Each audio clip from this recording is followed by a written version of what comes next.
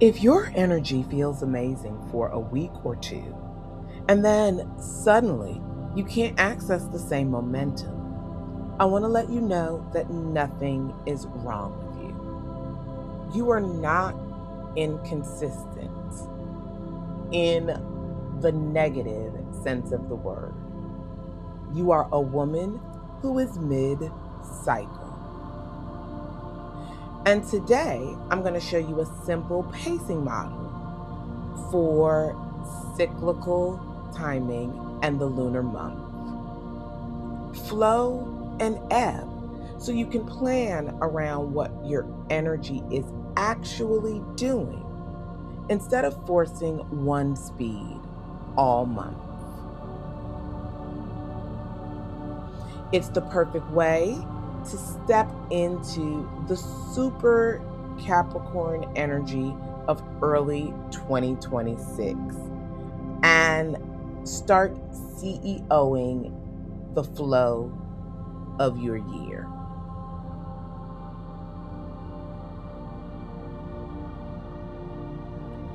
Greetings, wise one, and welcome back to the 8th House Wisdom channel. I'm Melissa 8th House Wisdom, your stellar planning architect and sacred systems priestess. I help visionary women transform the way they live, work, and regulate by aligning their nervous systems, careers, and businesses with the rhythm of the stars. Because as women, we have different needs than men.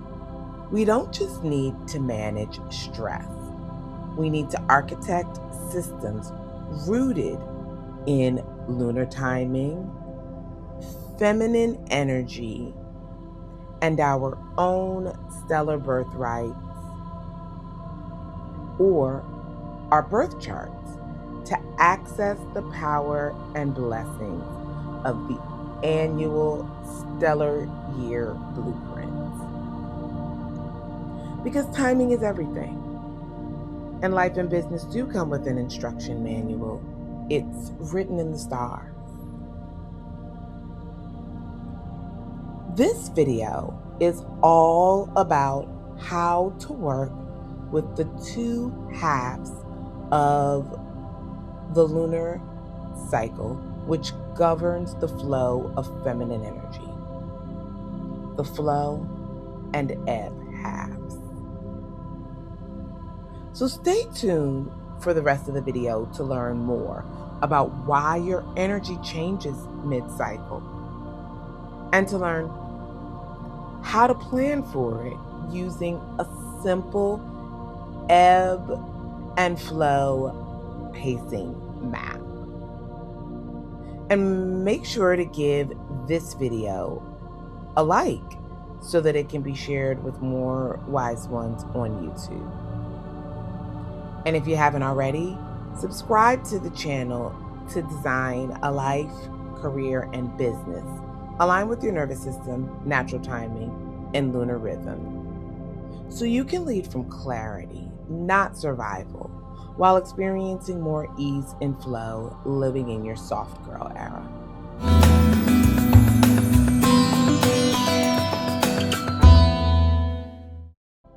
Okay, wise ones, let's talk about what the flow and ebb of the lunar cycle really look like for women. And we are going to remember to use the moon as a visual for this process going through this video. Here's the foundation. The lunar month is a two-part rhythm. The flow is from new moon to full moon, and the ebb is from full moon to new moon. When you expect yourself to stay in go mode the entire month, you overschedule your capacity. Then you blame your body for responding normally. This is a hardwired biological and chemical difference for any human being that is estrogen dominant and has a uterus or ovaries. It's what makes us different from our male counterparts and makes the word consistency and inconsistency so dirty when it comes to progress, when actually women are inconsistent by design, and the word to refer to us should be cyclical versus anything that implies that not remaining in steady state flow is a flaw of our character or effort when it's really baked into the design. So I want you to think about the lunar cycle like breathing. Flow is the inhale. Energy gathers, attention expands, desire clarifies, and action increases. Then we have the ebb. It's the exhale. Energy releases, attention narrows, emotions process, wisdom integrates. Both halves are productive. They just produce different outcomes. Flow is governed by doing, thinking, and masculine energy, and ebb is ruled by receiving, recalibrating, and feminine energy, passive processes. Both support outcomes, but from two sides of a coin.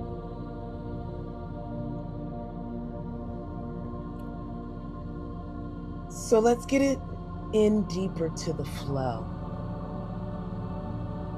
In flow, things want to move forward. It often feels like more outward energy, more ideas and willingness, and a stronger appetite for visibility and momentum. Flow is best used for initiation, starting the project, opening the dock, launching the first step, direction setting, deciding what matters during the cycle, visibility, sharing, posting, pitching, marketing, being seen, building, drafting, producing, recording, or outlining, or outreach, collaborations and relationships that move forward through connection and planning. What we want to avoid in flow, if we want clean results and less tired in our body, is overcommitting because you feel good today. Stacking too many future promises in a one high energy week and skipping recovery because I'm fine until you're not. Now let's get into the ebb of things. In the ebb, your system turns inward, whether you planned for it or not. This is where people panic and call it a character flaw. It isn't. The ebb often feels like less tolerance for noise and overexposure, more emotional honesty, and a stronger pull towards home, rest, quiet, and repair. But this is because the ebb corresponds to the darkening half of the lunar phase. The ebb is best used for refinement, editing, tightening, simplifying and pruning, maintenance, admin, cleanup, systems, inbox, closing loops, regulation, sleep, nourishment, nervous system repair. Boundaries, saying no, rescheduling, renegotiating. And review, looking at what worked, what didn't, and what's ready to be released. What we want to avoid in the ebb portion, if we really want to stay resourced, is forcing big output when our body is already asking for consolidation. Treating the natural slowdown or the need for rest as something to be earned or a failure in energy management, and managing social overexposure during your most sensitive period of the month that leaves you feeling dysregulated. Here's the simplest way to use flow and ebb without overcomplicating it. Remember that this is a self-perpetuating, ongoing cycle, just like the ocean's constant ebb and flow. So start with step 1 by labeling the month in 2 halves and identifying the flow and ebb clearly on your own calendar. Step 2 is to keep 2 running lists: a flow list for creation and expansion, momentum, visibility and building, and an ebb list for integration, refinement, editing, closure, and repair.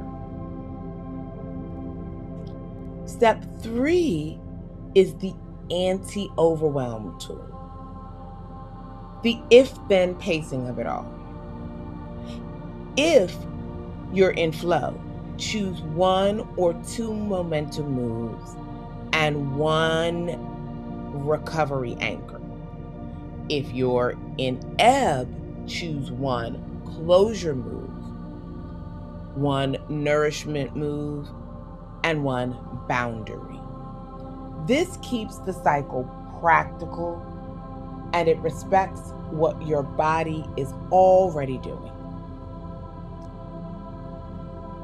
Flow examples: draft the sales page, record the training, outline the offer, publish the first post. Where ebb examples look like editing the assets, optimizing your funnel, cleaning up the back end or back office, reviewing your metrics, tightening your schedule. The point isn't to do less. The point is to do what matches the phase and your available energy. Your body notices the phase switch before your calendar flow does. So, when it's flow season, use 2 anchors. Downshift on purpose. Take walks, drink cool water, do breath work after push blocks, and build recovery into the plan so you're not scheduling like you'll never need a pause. And in the ebb, use 2 anchors, reduce input, like less media, less social interactions, fewer decisions, while increasing your nourishment, warmer foods, more sleep, slower mornings, and earlier nights. Here are a few prompts to track your personal flow and ebb signature. When do I feel most mentally clear in the cycle? What do I overcommit to during the flow? What do I avoid during ebb? Where does my body first signal the phase shift? Is it sleep, appetite, mood, focus? What boundaries would protect my ebb phase this month? It's so important as women that we remember that the lunar month has two halves, the flow and the ebb. Flow supports initiation, building, and visibility. The ebb supports integration, refinement, and regulation. Normalize your mid-cycle energy shift and recognize it as your system switching modes, not as a sign of failure to remain constant. Plan with two lists and use the if-then pacing so your calendar matches your overall capacity. I'd love it if you comment flow in the section if you identify with feeling your energy rise between the new moon and the full moon. And comment ebb if you can feel your system pull inward after the full moon, which is the exact phase that we're in as I recorded this video. And if you've noticed your personal mid-cycle shift point, tell me exactly what happens for you. The goal here is to start paying attention to the signals that your body, emotions, and environment give you about where you're at in this infinite cycle that undergirds feminine energy. And if you're ready to align your planning with lunar timing and protect your nervous system while you transition into the new year, then I'd love to invite you to join the free mini course, The Power of the Lunar Cycles for Women's Success. Link is in the description below. And if you want a fast way to turn this flow and ebb pacing into an actual plan, I've made a tool called the Cycle to Task Matrix, lunar and menstrual. And it helps you map your phase to the right task in 60 seconds, whether you're going by where we're at in the lunar cycle or where you're at in your own moon cycle. Initiate, build, refine, or share points so that you stop pushing against the natural energy flow and start planning with it. It also includes low spoon swaps for micro actions in each phase to keep you aligned with cyclical timing, no matter how much energy you have in the tank. Plus a 3-step quick start so you always have an on-ramp to get back in flow with the cycle alignment. Because timing is everything. And life and business do come with an instruction manual. It's written in the stars. Thanks for watching, wise ones, and I'll see you in the next video. Blessed be.